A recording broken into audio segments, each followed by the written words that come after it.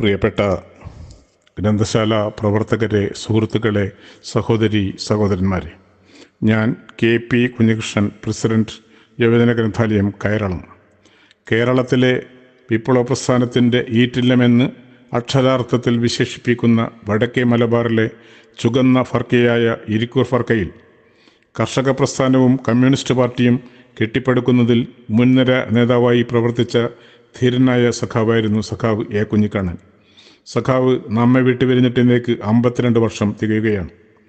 4 പതിറ്റാണ്ട് കാലത്തെ രാഷ്ട്രീയ ജീവിതത്തിലെ ഓരോ ഏടുകളും സംഭവബഹുലവും ത്യാഗങ്ങളാൽ കോർത്തിണക്കിയതുമായിരുന്നു. സംഘടന കെട്ടിപ്പടുക്കുന്നതിനുള്ള അസാമാന്യമായ ചാതുര്യവും ഏത് പ്രതിസന്ധിയെയും നേരിടാനുള്ള ആത്മബലവുമാണ് സഖാവ് A. കുഞ്ഞിക്കണ്ണനെ ജനങ്ങളുടെ കണ്ണിലുണ്ണിയും ആദരണീയനുമാക്കി ഉയർത്തിയത്. 1918 മലപ്പട്ടം വില്ലേജിലെ ഇടത്തരം കർഷക കുടുംബമായ അളവൂർ വീട്ടിലാണ് A. കുഞ്ഞിക്കണ്ണൻ ജനിച്ചത്. അമ്മ കല്യാണി, അച്ഛൻ ചന്തു നമ്പ്യാർ. മലപ്പട്ടത്തെ പൗരപ്രമാണിയും സ്വാതന്ത്ര്യ സമരസേനാനിയും കോൺഗ്രസ് നേതാവുമായിരുന്ന അളോറ ഗോവിന്ദൻ നമ്പ്യാരുടെ മരുമകനാണ് കുഞ്ഞിക്കണ്ണൻ. മയ്യിൽ ഹയർ എലിമെൻ്ററി സ്കൂളിൽ നിന്നും 8ാം തരം പാസ്സായി. തുടർന്ന് കുറച്ചുകാലം അധ്യാപകനായി ജോലി ചെയ്തു. അമ്മാമൻ്റെ നേതൃത്വത്തിലുള്ള കർഷക സംഘത്തിലും കോൺഗ്രസ് പ്രവർത്തനങ്ങളിലും സഖാവ് കുഞ്ഞിക്കണ്ണൻ ഏർപ്പെട്ടു തുടങ്ങി. രാജ്യത്ത് നിലനിന്നിരുന്ന ജന്മി നാടുവാഴിത്തത്തിനെതിരെ പോരാട്ടം നടത്തുവാനുള്ള ചങ്കൂറ്റം കുഞ്ഞിക്കണ്ണനെ രാഷ്ട്രീയ പ്രവർത്തനത്തിലേക്ക് തള്ളിവിട്ടു. 1939 ബക്കളത്ത് വെച്ച് നടന്ന KPCCയുടെ 10ാം രാഷ്ട്രീയ സമ്മേളനത്തിന് എത്തിയ മലപ്പട്ടത്തെ കോൺഗ്രസ് നേതാവായ അളോറ ഗോവിന്ദൻ നമ്പ്യാരോടൊപ്പം വളണ്ടിയറായി വന്ന കുഞ്ഞിക്കണ്ണനെ കേരളീയൻ കണ്ടുമുട്ടിയതോടുകൂടിയാണ് കുഞ്ഞിക്കണ്ണൻ രാഷ്ട്രീയ പ്രവർത്തനത്തിൻ്റെ ഹരിശ്രീ കുറിച്ചത്. ഗോവിന്ദൻ നമ്പ്യാരുടെ കൂടെ ചുറുചുറുക്കുള്ള ഒരു യുവാവിനെ കണ്ടപ്പോൾ സഖാവ് കേരളീയൻ ഗോവിന്ദൻ നമ്പ്യാരുടെ അടുത്ത് ചെന്ന് ഈ കുട്ടി ഏതാണ് എന്ന് ചോദിച്ചപ്പോൾ ഗോവിന്ദൻ നമ്പ്യാർ പറഞ്ഞു, എൻ്റെ മരുമകനാണ്, ഇവനെ പ്രസ്ഥാനത്തിന് വിട്ടുതരണം എന്നും കേരളീയൻ അഭ്യർത്ഥിച്ചു. അതാണ് ആദ്യത്തെ റിക്രൂട്ട്മെൻറ്റ്. ഈ സമയത്ത് കുഞ്ഞിക്കണ്ണൻ മലപ്പട്ടത്തിനടുത്ത് ചെടിച്ചേരിയിൽ സ്കൂൾ അധ്യാപകനായി ജോലി ചെയ്യുകയായിരുന്നു. കേരളീയൻ ആവശ്യപ്പെട്ടു കുഞ്ഞിക്കണ്ണൻ മുഴുവൻ സമയ പ്രവർത്തകനാകണം, നേതാവാകണം. അതുപോലെ തന്നെ പിൽക്കാലത്ത് സംഭവിക്കുകയായിരുന്നു. ഇരിക്കൂർ ഫർക്കയിലെ ഇതുപോലെ ചെറുപ്പക്കാരായ നമ്പ്യാർ, സഖാവറാക്കൽ എന്നിവരെയും പ്രസ്ഥാനത്തിലേക്ക് എത്തിച്ചത് കേരളീയനാണ്. സാധാരണമായ സംഘടനാ പാഠവും ഏത് കുഴഞ്ഞ പ്രശ്നങ്ങളിലും അതിജീവിക്കാനുള്ള ആത്മധൈര്യം, പാവപ്പെട്ടവരോടുള്ള അവാച്യമായ സ്നേഹം, കരുത്ത്, ഇതെല്ലാം കൈമുതലാക്കിയവരാണ് A. കുഞ്ഞിക്കണ്ണനടക്കമുള്ള ചെറുപ്പക്കാർ. അടുത്തു തന്നെ രൂപീകരിക്കാൻ പോകുന്ന കമ്മ്യൂണിസ്റ്റ് പാർട്ടിയുടെ പ്രധാന കേഡർമാരിൽ ഒരാളായി കുഞ്ഞിക്കണ്ണനെ തെരഞ്ഞെടുത്തു. 1940കളുടെ തുടക്കത്തിൽ തന്നെ കമ്മ്യൂണിസ്റ്റ് പാർട്ടിയുടെ ഇരിക്കൂർ ഫർക്ക കമ്മിറ്റി സെക്രട്ടറിയായ കുഞ്ഞിക്കണ്ണൻ ഇരിക്കൂർ ഫർക്കയിലെ രാജ്യത്തെ ഏറ്റവും ചുവന്ന ഫർക്കയായി മാറ്റുന്നതിനുള്ള പ്രവർത്തനങ്ങൾക്കാണ് പിന്നീട് ചുക്കാൻ പിടിച്ചത്. ജന്മിത്വ ചൂഷണത്തിൻ്റെ ഏറ്റവും വലിയ കേന്ദ്രമായിരുന്നു അക്കാലത്ത് ഇരിക്കൂർ ഫർക്കയും സമീപ പ്രദേശങ്ങളും. എല്ലാ അധികാരങ്ങളും കേന്ദ്രീകരിച്ച് കല്യാട്ടശമാൻ്റെയും കരക്കട്ടടൻ നായനാരുടെയും നാട്. അവർക്ക് കീഴിൽ ചെറുകിട ജന്മിമാർ. ഈ ചൂഷക സംഘങ്ങൾക്കെതിരായി ഐതിഹാസികമായ പോരാട്ടങ്ങളിലൂടെയാണ് ഇരിക്കൂർ ചുവന്നത്. ഈ പോരാട്ടം മലബാറിലാകെ ജന്മിവിരുദ്ധ സമരത്തിന് ആവേശം പകർന്നു.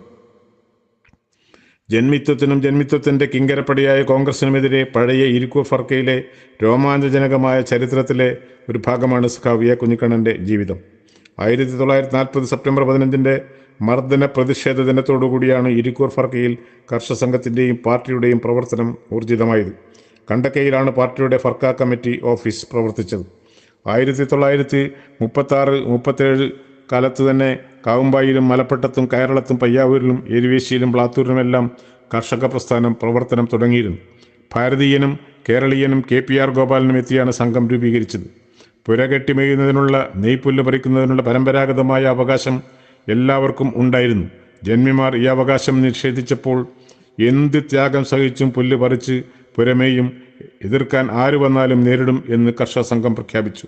അതുപോലെ തന്നെ 2ാം ലോക മഹായുദ്ധാനന്തരമുണ്ടായ കൊടിയ ഭക്ഷ്യക്ഷാമം നേരിടാൻ തരിശുഭൂമികളിൽ പ്രവേശിച്ച് കൃഷിയിറക്കൽ സമരം നടത്താനും കർഷക സംഘം തീരുമാനിച്ചിരുന്നു.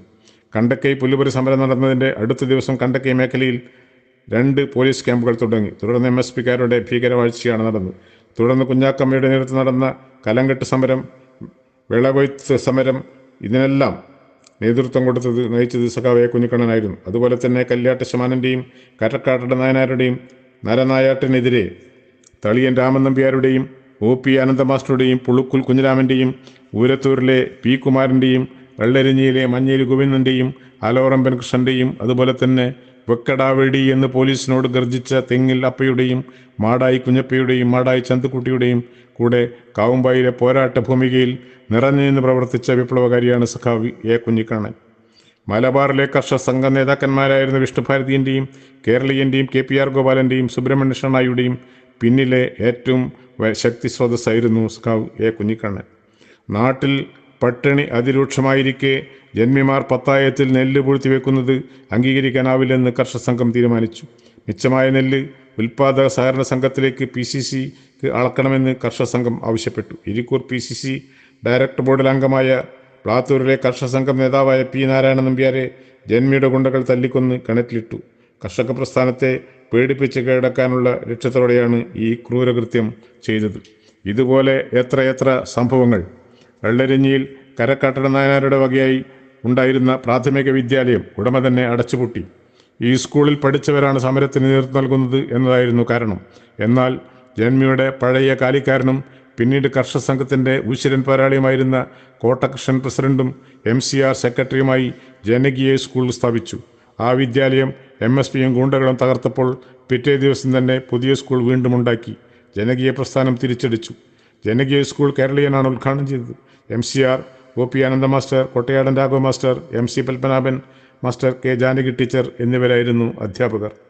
ഉജ്ജ്വലനായ കോട്ടകൃഷ്ണൻ 1945 നവംബർ 20 വടത്ത് വെച്ച് നടന്ന ഒരു യോഗത്തിൽ പങ്കെടുത്ത് നാട്ടിലേക്ക് ഭാസ്കര മാസ്റ്ററുടെ കൂടെ നടന്നു പോകുമ്പോൾ കൃഷ്ണൻ പറഞ്ഞു, മാഷേ, എൻ്റെ കാലിലെന്തോ തറച്ചു, പാമ്പ് തൊട്ടതാണോ എന്ന് സംശയം. തുടർന്ന് പെരുങ്കോന്നിൽ വെച്ച് ഭാസ്കര മാസ്റ്ററുടെ മടിയിൽ കിടന്നാണ് ആ വിപ്ലവകാരി നമ്മെ വിട്ടുപിരിഞ്ഞത്. ഭക്ഷ്യക്ഷാമം നേരിടുന്നതിനായി ജന്മിയുടെ സമ്മതമില്ലാതെ തന്നെ കർഷക സംഘം പ്രവർത്തകർ പൊനം കുത്തി കൃഷിയിറക്കാൻ തീരുമാനിച്ചു. 100 കണക്കിന് വളണ്ടിയർമാർ 5 ദിവസം പൊനം കുത്തി. ജന്മിയുടെ പരാതിയുടെ ഭാഗമായി MSP സംഘം കാവുമ്പായിലെത്തി. MSPക്കാർ എത്തുമ്പോഴേക്കും നാട്ടുകാരുടെ വളണ്ടിയർ ക്യാമ്പും പരിശീലനം തുടങ്ങി. 1946 ഡിസംബർ 11 കുയിലൂരിലെ കർഷക ക്യാമ്പ് പോലീസ് തല്ലി തകർത്തു. കൃഷിക്കാരെ തല്ലിയോടിച്ചു. കസ്റ്റഡിയിലെടുത്തവരെ മോചിപ്പിക്കണമെന്നാവശ്യപ്പെട്ടു. അടുത്ത ദിവസം എ കുഞ്ഞിക്കണ്ണന്റെ നേതൃത്വത്തിൽ ഇരിക്കൂർ പോലീസ് സ്റ്റേഷനിലേക്ക് മാർച്ച് ചെയ്തു. പോലീസ് ഭീകരവാഴ്ച, പക്ഷേ കീഴടങ്ങാനാവില്ലെന്ന് പ്രസ്ഥാനം ദൃഢനിശ്ചയം ചെയ്തു. കാട്ടിൽ നിന്നും വെടിവെച്ചു കൊന്ന പന്നിയുടെ കുറവ് ജന്മിക്ക് കാഴ്ചവെച്ചില്ലെന്ന കാരണത്താൽ കൃഷിക്കാരെ പീഡിപ്പിച്ച് നടപടി പ്രതിഷേധിച്ച് കോപാക്രാന്തനായ കരക്കാട്ടടൻ ജന്മിയുടെ പടിമാളികയിൽ കടന്നു എന്ന് ജന്മിയുടെ ധിക്കാരത്തെ ചോദ്യം ചെയ്ത ധീരമനസ്സിൻ്റെ ഉടമയാണ് സഖാവ് എ കുഞ്ഞിക്കണ്ണൻ. മലപ്പട്ടത്ത് നടന്ന കരിഞ്ചന്ത നെല്ല് തടിയൽ സമരങ്ങളുടെയെല്ലാം നേതൃത്വം കുഞ്ഞിക്കണ്ണനായിരുന്നു.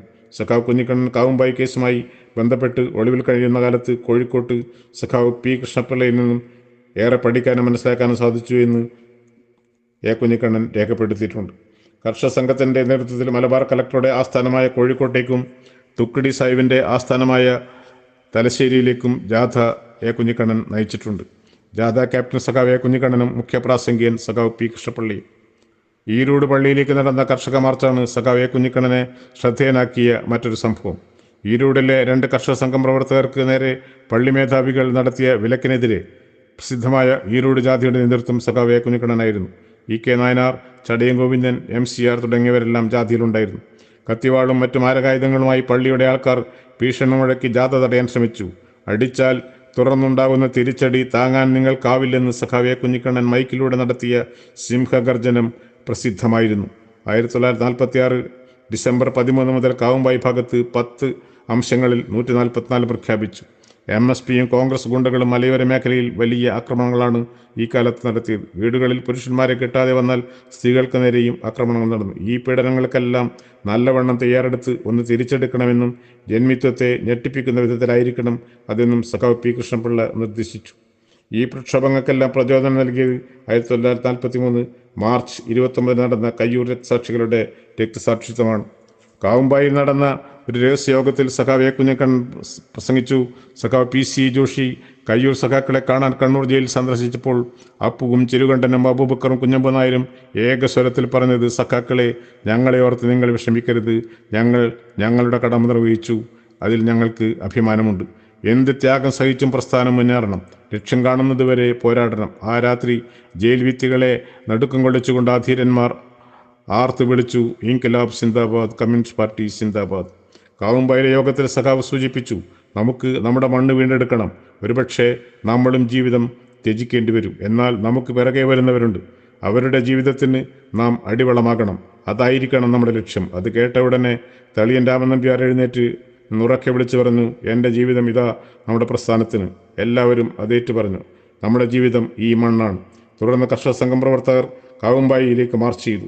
പയ്യാവൂരിൽ നിന്ന് കൊട്ടയാടൻ രാഘവ മാസ്റ്റർ, കണ്ണൻ നമ്പ്യാർ, ഗോവിന്ദൻ നമ്പ്യാർ എന്നിവരുടെ നേതൃത്വത്തിൽ 75 സംഘം, പി കുമാരൻ, കൊയ്യാടൻ നാരായണൻ നമ്പ്യാർ എന്നിവരുടെ നേതൃത്വത്തിൽ 60 സംഘം, പിന്നെ കാവുമ്പായിലടക്കം എല്ലാം കൂടി 500ഓളം പേർ.